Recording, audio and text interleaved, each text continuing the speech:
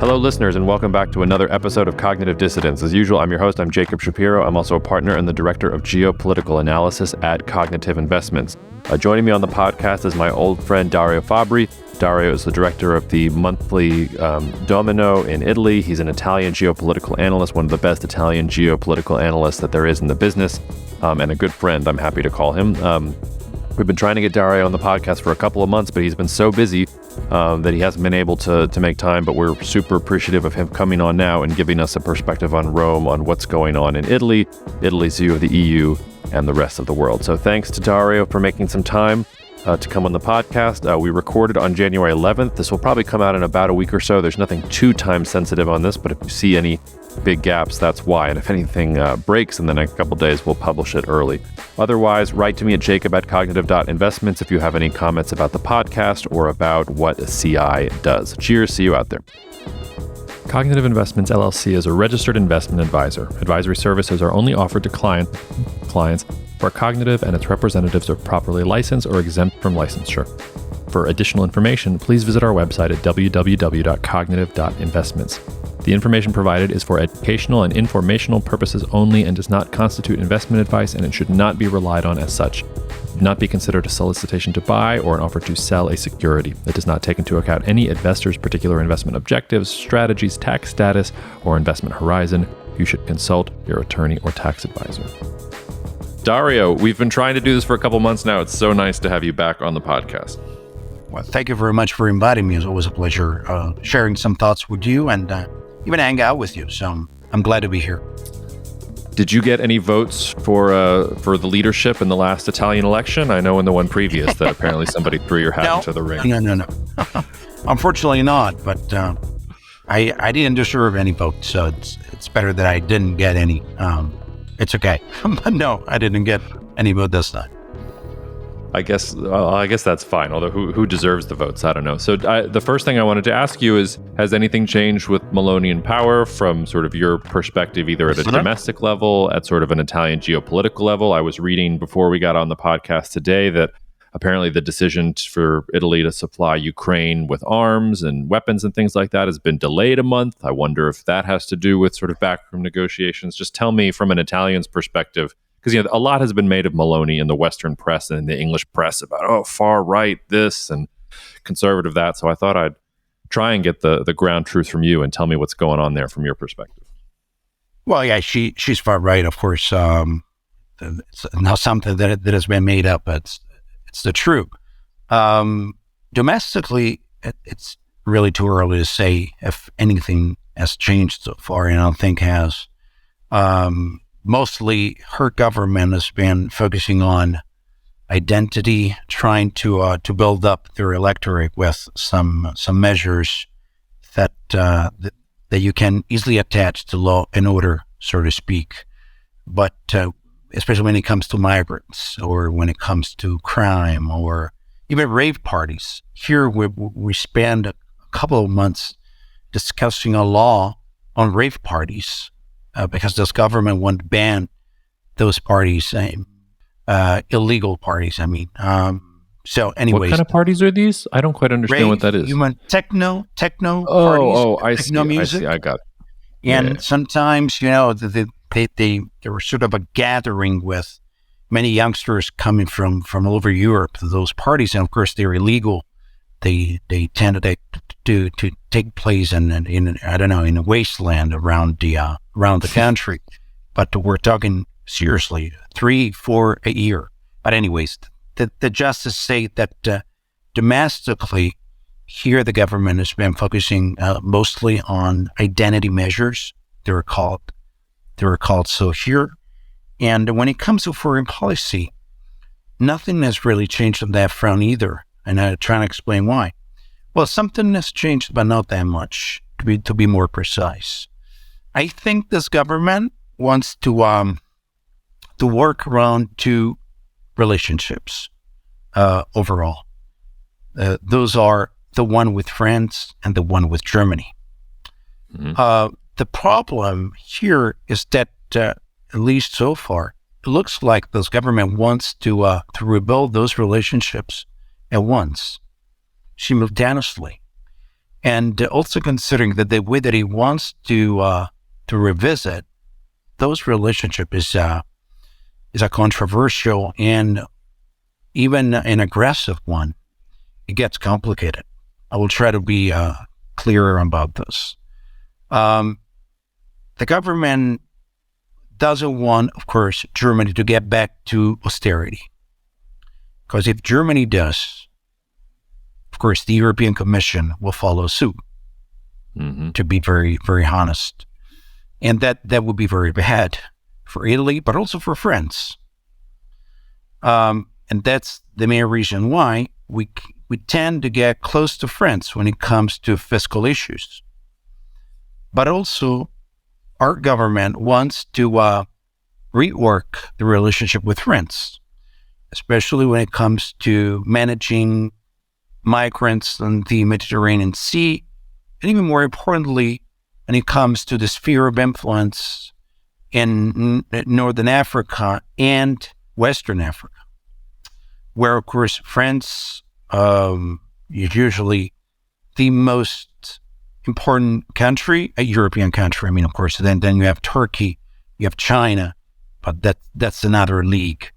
And Italy is trying to sort of carve a room for itself on that front. Not because usually Italy doesn't really follow strategy, just because we want to manage better the migrant issue. Public opinion in Italy is very sensitive, not only here, of course, but here especially when it comes to migrants. And this government has built an image for itself as very tough towards migrants. So they think that trying to show themselves strict and tough on that issue, even towards France, by portraying France as a sort of a country that leaves the whole burden to us, doesn't really want to intervene, but it leaves the whole issue to us. That will work with our public opinion. On that front, France didn't like that at all. I don't know if you followed this part here. The issue here was a couple of months ago when Rome and Paris they bickered on this issue. There was this NGO ship that had saved migrants in the Mediterranean Sea, and they wanted to go to an Italian port, but our government said no. We said you should go to France, and Paris said no. The Dublin Convention states that they were supposed to go to the nearest port, and that would be Italy. So there was this bickering, this going back and forth, this fighting that went, of course, then reached the governments. But that, besides the specific issue, what it told us is that Paris doesn't really want Italy to change the relationship with them, even beyond migrants. France considers us, to be very honest, a junior partner. They wanted us to get to Western Africa to help them now that they're withdrawing their soldiers, their military from Western Africa. But they do not want us, of course, to set the agenda. And the migrant, unfortunately, that's very unfortunate, but the migrants just, they got in the middle of it with those two governments, of course, fighting for something else. So, and I'll stop here. I'll get back to you. So far, when it comes to foreign policy in Europe, then if you want, we can talk about our foreign policy towards Ukraine. Of course, that's Europe, but it involves Russia and the US. That's something different. When it comes to France and Germany, of course, those are the most important relationships for Italy. This government wants to change things with both government, but I don't think it will. It's not a matter of being able to or not. It's a matter of size. And when, as with us, that's the way it works. When you need money for someone, and of course we tend to call them European money, but that's something that we use to hide reality, which means, of course, that Germany has to guarantee for us in front of markets with its AAA. And then you also want to aggressively change the relationship with that government. Of course, that spells trouble. And also with France. So this government's been trying to change things, but I don't think it will, or at least it hasn't changed anything so far.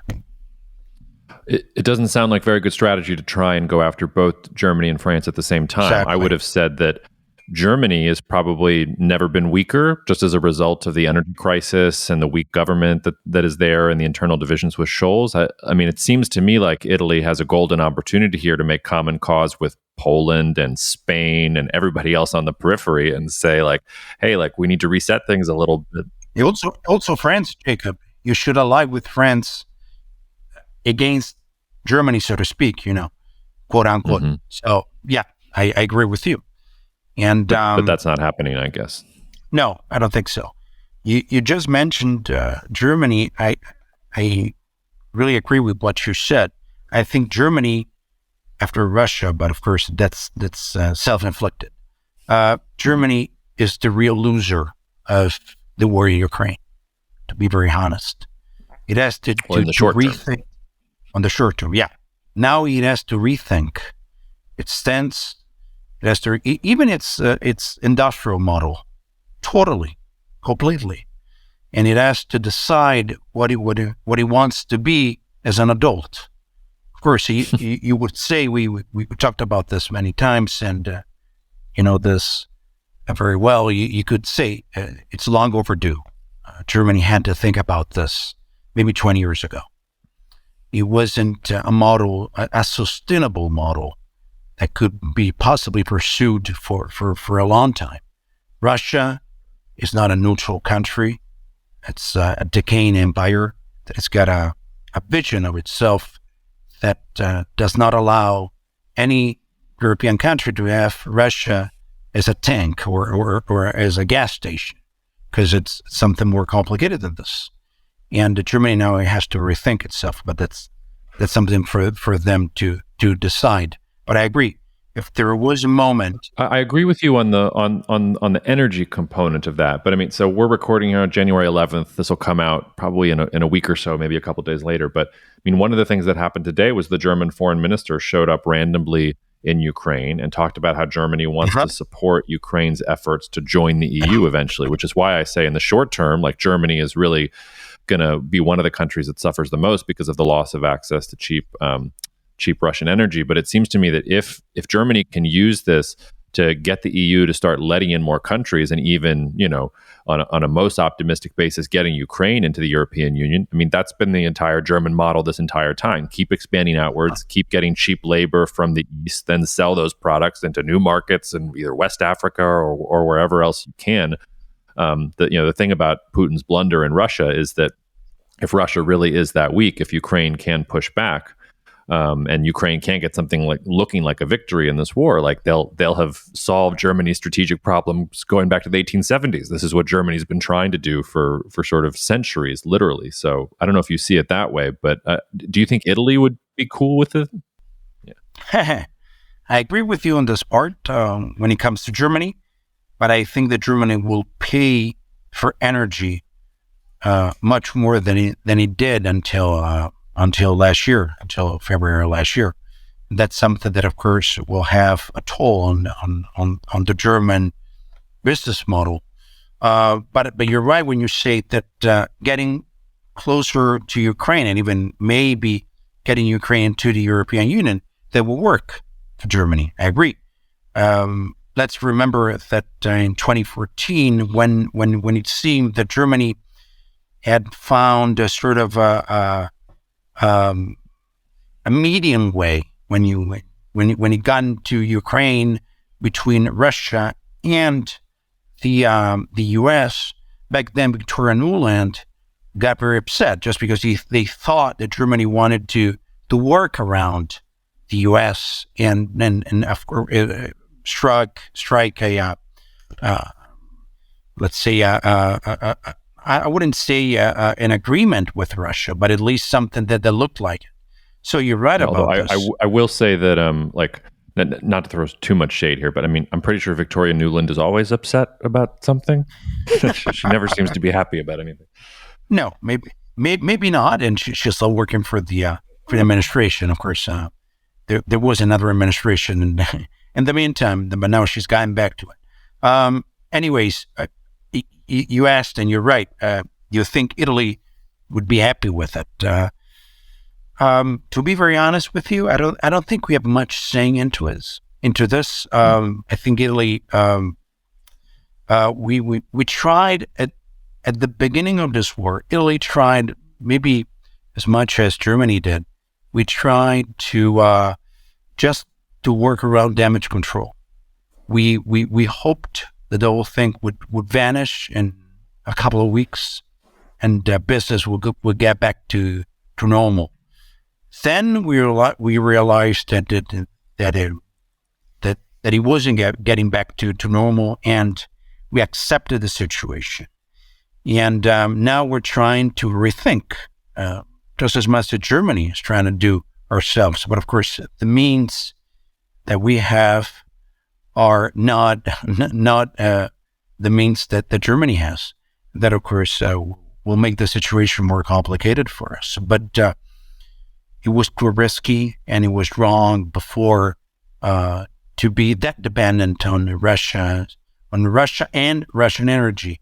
And of course, to change that is correct, but it will take years. And then in the short term, it's just painful.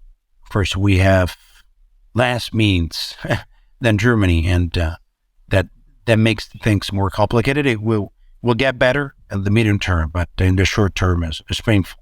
It's right and painful. Well, you have less means than Germany for sure, but you also are in line. I think, is Italy in line to receive the most from the European Union recovery funds, or the second most? I get Italy and Poland switched up there, but I mean, you're supposed to get a big influx, right? Yeah, Italy is getting the most when it comes to next generation EU fund.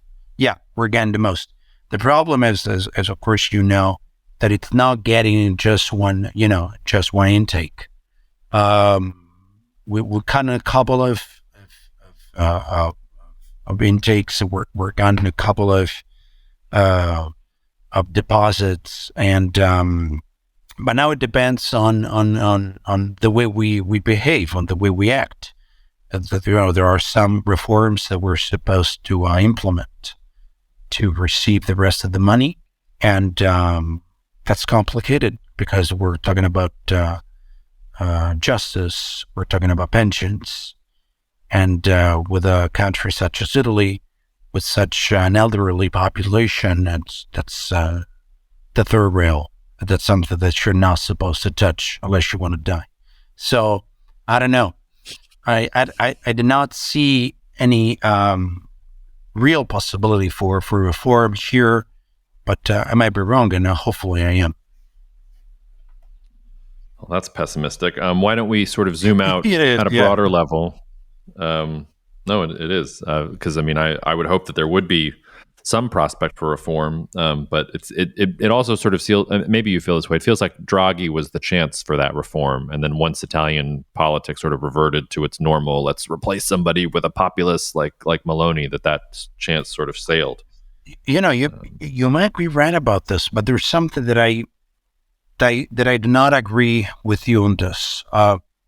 Draghi was the right person on that front just because he wasn't elected and he did not want to get reelected because he's not a politician, and is also a person that of course is not that young.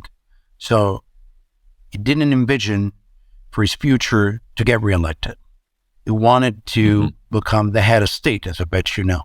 Wanted to become the president of the republic, and he still does, to be fair.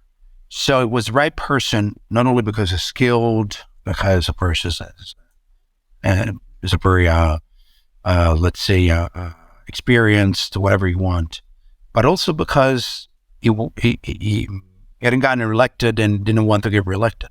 unfortunately, that's a plus.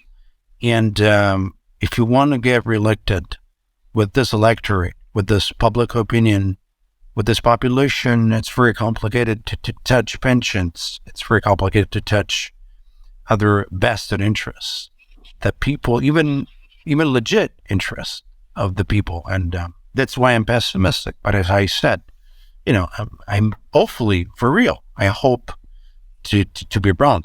You never know. Yeah. Well, let's zoom out a little bit.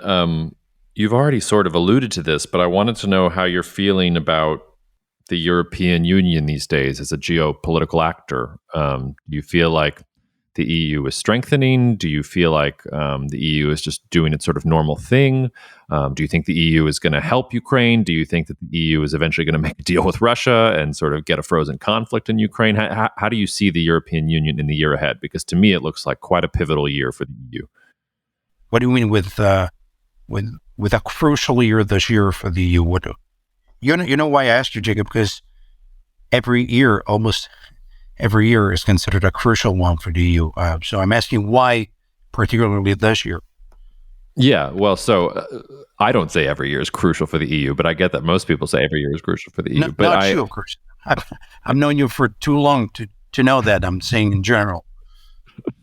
Well, look, it seems to me like the EU's just come off of back-to-back crises. So you had the COVID-19 pandemic, and then you had the Russia-Ukraine war.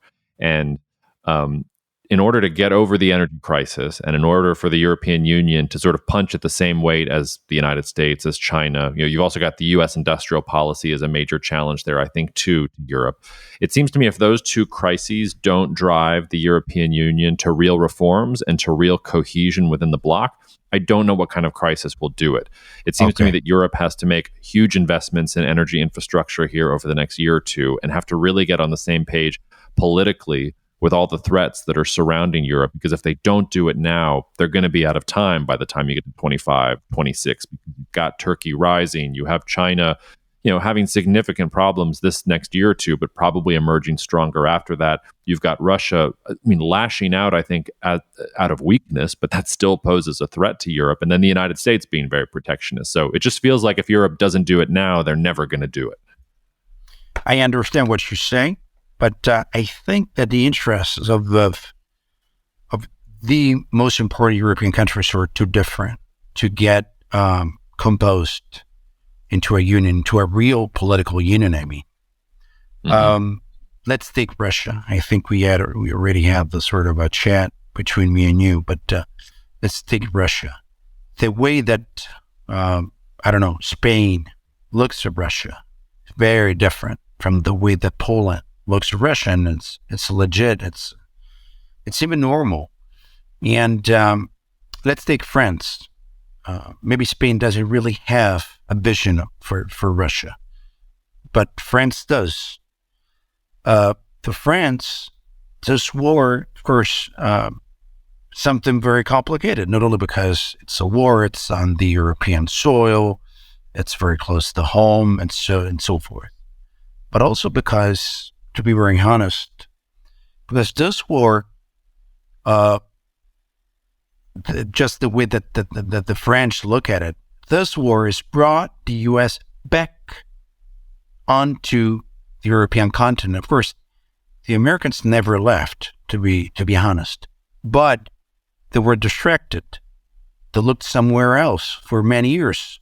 The Middle East before, the Asia Pacific for the past few years, and now we'll see how long it'll last. But for now, they're back in Europe. That's something that does not make the French happy. When Macron a couple of years ago said that NATO was basically dead, he said so with a smile, to be very honest, because he envisioned the possibility for a European army, for European armed forces, that for a Frenchman, that would mean paid for by the Germans and of course commanded by the French. So for France, Russia has to be a partner in some way. Because if you make Russia not an enemy, Paris thinks that way the U.S. is not needed as much as it is needed now. So France has got this vision for Russia. Russia has to stay inside of Europe, no matter who leads Russia, no matter what they do. Then you have Poland or Romania, or the three small Baltic countries, or I don't know, even we could say even Bulgaria, for example. Those countries, they think that Russia is the enemy, and I can even understand why. And to them, especially for Poland, Russia basically should be defeated, and it would be even better if Russia could be divided with different parts being governed by different entities. And then you have Germany. We talked about this. Germany looks at things just in economical ways or commercial, trade-related ways. But to Germany, would be better if no wars would be waged on the European soil, of course, just as everybody thinks, but also because they want to get back to normal. They want to be able to trade with Russia and to get their energy, whatever they say. So how can you possibly compose those different interests? The only way that you can't now, it's because there's a war. And of course, it's a war of aggression. Russia has invaded another country, and now it's fairly easy to make a stand.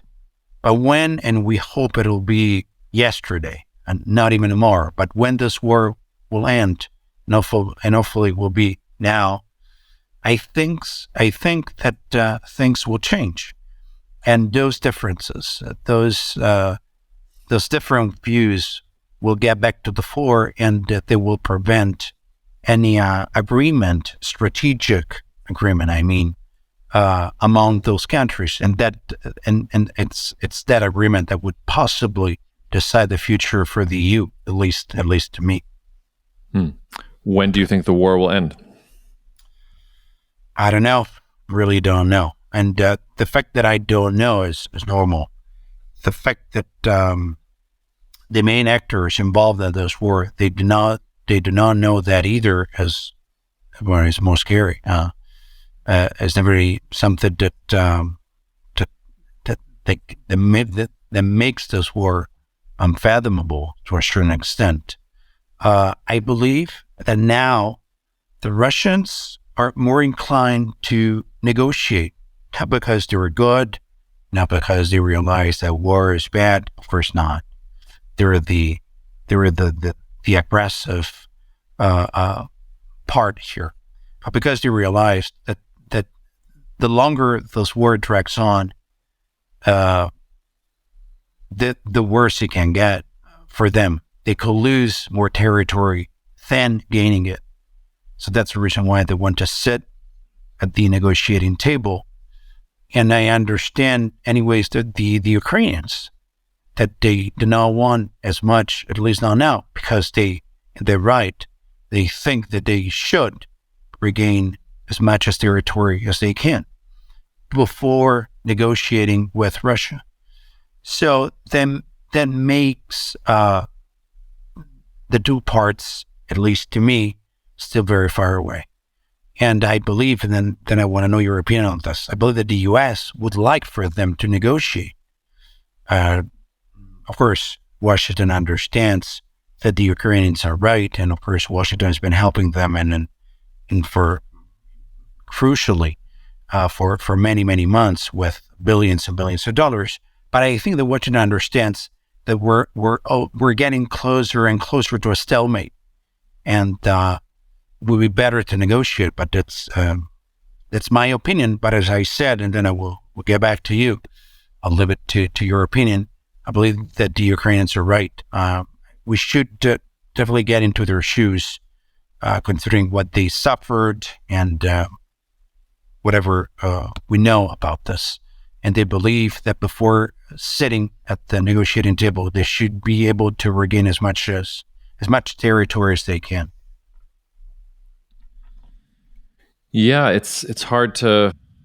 I mean, I guess you have to think about whether the Ukrainians are saying that because they want to keep the pressure on Russia, or if they're saying that and they really mean that they want to push all the way. I don't know that it.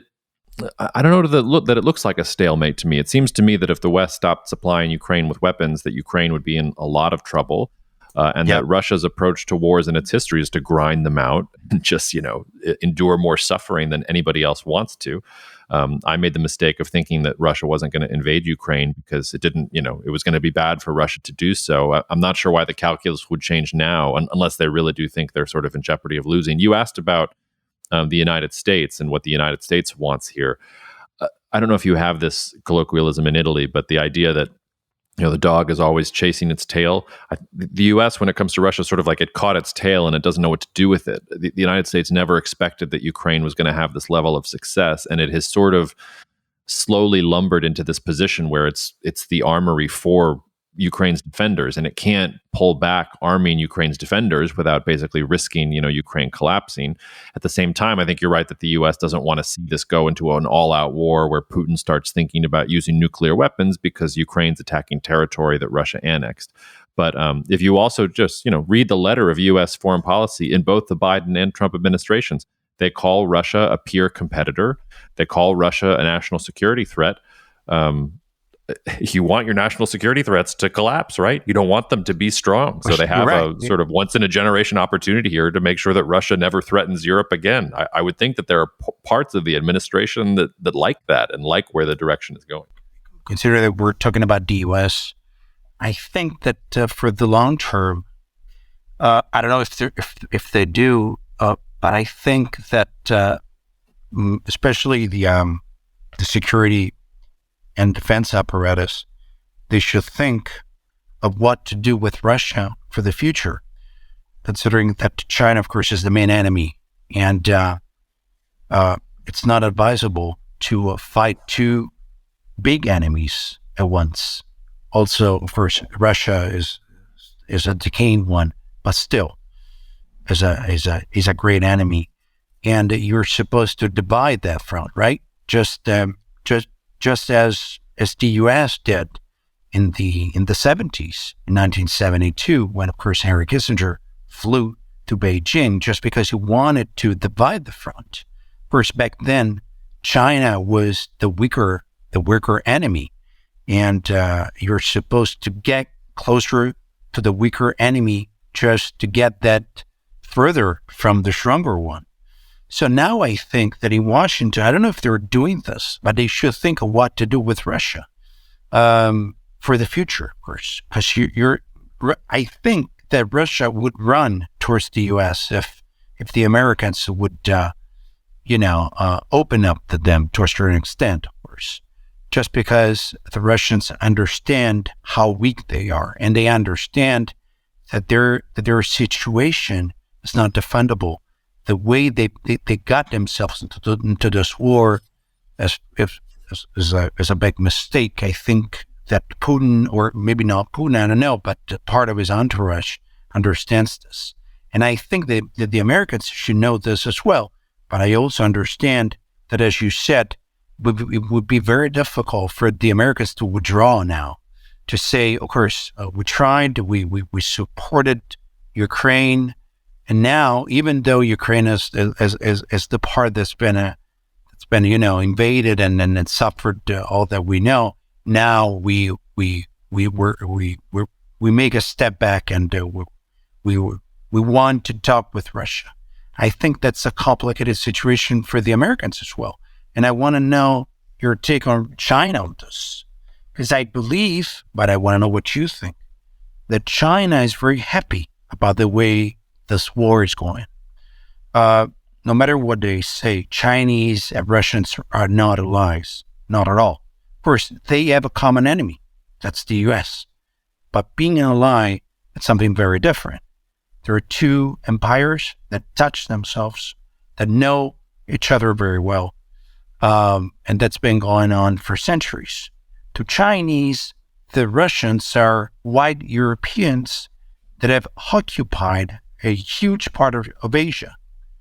That's something they should leave. And also considering how long the historical memory is for the Chinese, for them, the Russians have been staying in Siberia and in Asia for such a short time, and they should go somewhere else. Let's also remember that at the beginning of the 20th century, the Japanese, when they had defeated the Russians in 1905, they wanted Siberia from them, and it was the Americans that prevented it from happening. And Teddy Roosevelt even won the Nobel Peace Prize for this. So I think the Chinese are happy because they do not consider the Russians allies or friends, and they see the Russians getting bogged down in such a strategic war for them. But also the Chinese, and then I want to know your opinion, the Chinese are happy because they see the Americans distracted by this war. I don't know what you think about this. Yeah, there's a couple things to say there. So I think the first, this idea that the United States can play Russia off of China, I don't think that is possible as long as Vladimir Putin is ruling Russia at this point. I don't think the things that Putin has done and the worldview that Putin seems to have, it doesn't seem to me that as long as he's calling the shots, that politically the United States will do it or that Putin would even be open to it. I do think, though, that lends some support to an argument for some kind of replacement of Putin, but most of the Russian regime staying in power and that being part of the negotiation process or something like that. I don't know how that works, and it seems to me like that would be more violent than just kind of moving those pieces around. But I don't think the sort of strategic scenario that you're talking about, I think Putin has taken that off the table for himself. Maybe I'm reading too far into that. As for China, look, I think China thinks of this as two minds. I absolutely agree with you that China and Russia are not natural allies. But China also has to worry here about, it doesn't want a Russian state collapse. It likes having Russia as this, chess piece on the board that also balances against the United States, that also questions the U.S.-led, liberal international order. But at the same time, if Russia continues to try and fight a war and continues getting its butt kicked by Ukraine in real time, and the Russian economy continues to deteriorate, that's really bad for Russia. And if you got a sort of Russian Revolution style problem in Russia, or if you got the breakdown of Russia into autonomous, different regions and things like that, like, yes, China would profit maybe from taking over some of those regions itself, but it would lose that other major power that it can align with against the United States, and then you really are in sort of a Cold War between the U.S. and China. I think that's one of the reasons you've seen Chinese officials. It's really happened in the last week. They're telling every single English-speaking newspaper they can, "Oh, Putin didn't tell us about the invasion. Oh, this is kind of crazy." Like, they're starting to sort of distance themselves a little bit from Russia. So I think you're right. There's a sweet spot where China can be happy with this, but the more it looks like Russia is teetering on serious weakness or even state breakdown, I think the more nervous probably China gets, because you say the U.S. is distracted. I don't think the U.S. is that distracted. If anything, like, Ukraine is the perfect U.S. ally. They're doing all the heavy lifting. The U.S. is just sending them weapons, and the U.S. can focus most of its major assets on the Pacific. So, yeah, that's true. But also the focus seems diverted towards Ukraine. That's the reason why, and you even wrote for us for Domino about this.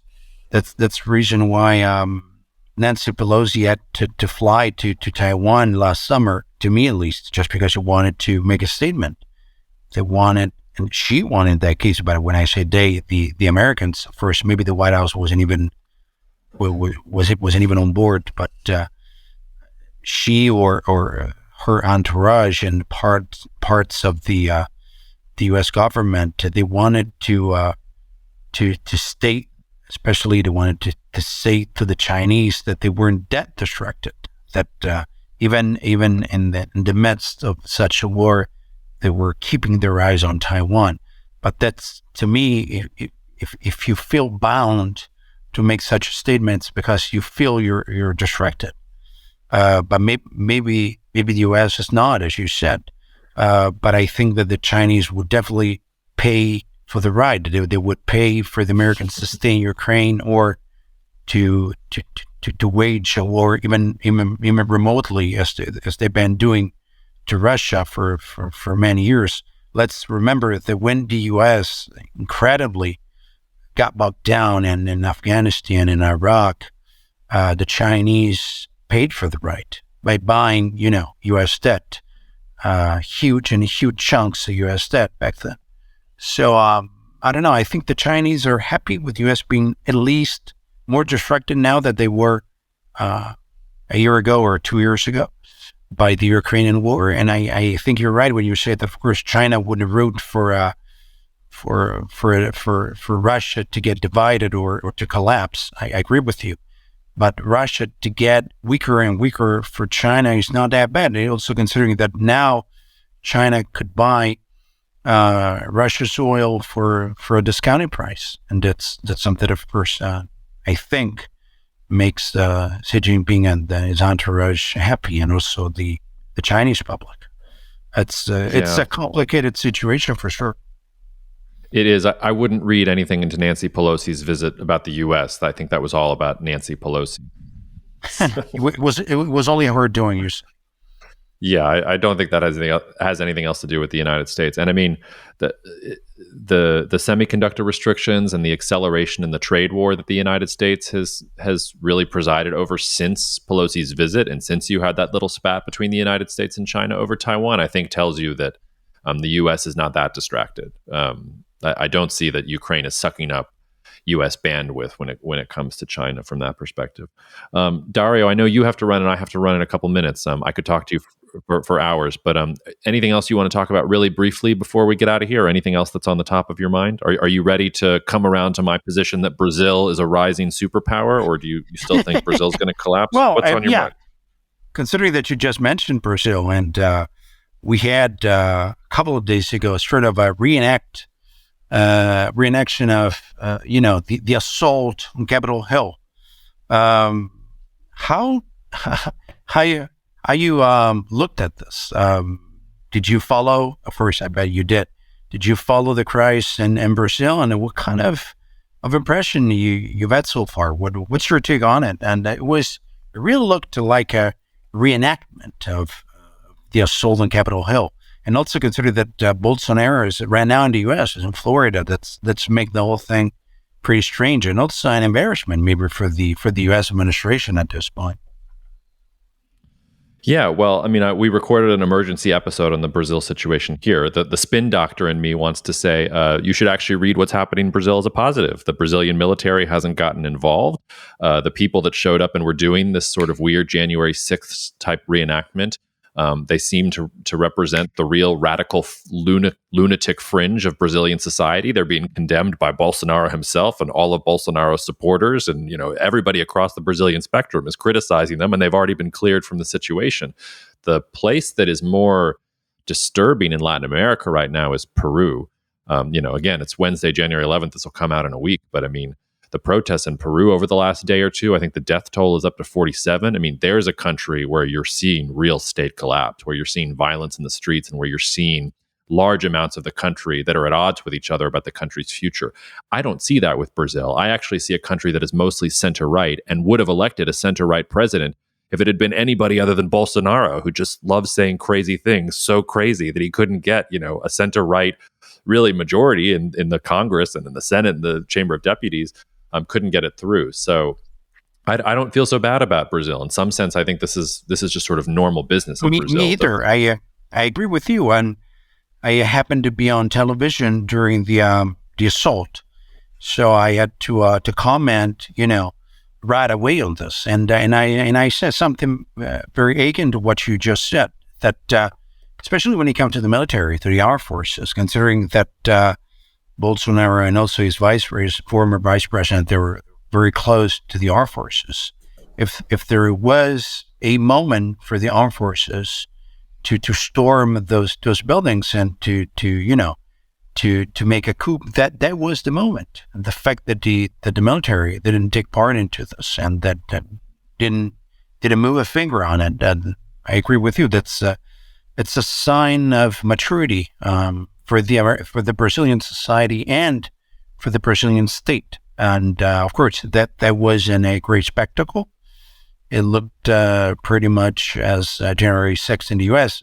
Maybe better, just because there weren't any debt. And in the U.S., of course, during the assault, there were people that lost their lives. But I think that first, that's not as I said, that's not a great spectacle to watch. But the state apparatus and I would say even the Brazilian democracy, so far at least, they withstood this moment, and that spells actually not that bad for them. It's the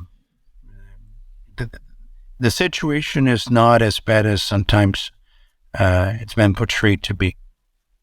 No, not in the short term. But I will say, like, if you were going to play devil's advocate with me, or when I think about how I might be wrong, thinking about January 6th in the United States, I was always worried that was going to be a moment where people were going to, the seeds of doubt were going to be sown about U.S. electoral institutions. And if you look at polls in the United States, you do see that there's a significant number of people who think that the election was rigged, who think that the political system is a fraud, that the election was not actually free and fair. It seems to be a fairly small number of people in Brazil who bought the same sort of nonsense from Bolsonaro, but Bolsonaro was saying this when he was president. He was saying that the Brazilian election system was rigged and that it was riddled with fraud. He didn't concede, right? He eventually authorized the transition of power. He pouted. He did it really reluctantly. Like, he eventually did sort of let the sort of wheels go. But he's been trying to play it and have it both ways. But this is also, and maybe we'll get out of here on this question to you, which is, I wonder if this has something else is going on here in general in the democratic world. Because if we're wrong about Brazil, or if we're wrong about January 6th, I think it's the type of thing that we'll see 5 years from now, and we'll look back and say, oh, this was the moment that people started doubting political institutions. And it's one of the reasons I wanted to have you on, because Italy is a place where I feel like people do doubt the political institutions. Meloni was elected in part because she was voicing doubt in those political institutions. So I wonder if there's something going on in the democratic world that, January 6th and this Brazil issue, they're not important issues in and of themselves, but I worry that maybe they're the first signals of a real deterioration of faith in political institutions in the democratic world. But I think it's too early to say that, and I might just be a little paranoid. You're right. It's very difficult to say now. That's an issue that's been debated for a long time. I think that here in Italy, consider that you mentioned Italy, here people they never really had a great deal of trust in the institutions in general. And but I think you're right. Maybe in the past 20, 30 years, things have gotten even worse. But to be very honest, the institutions have been faring pretty well here. The public opinion doesn't trust them that much.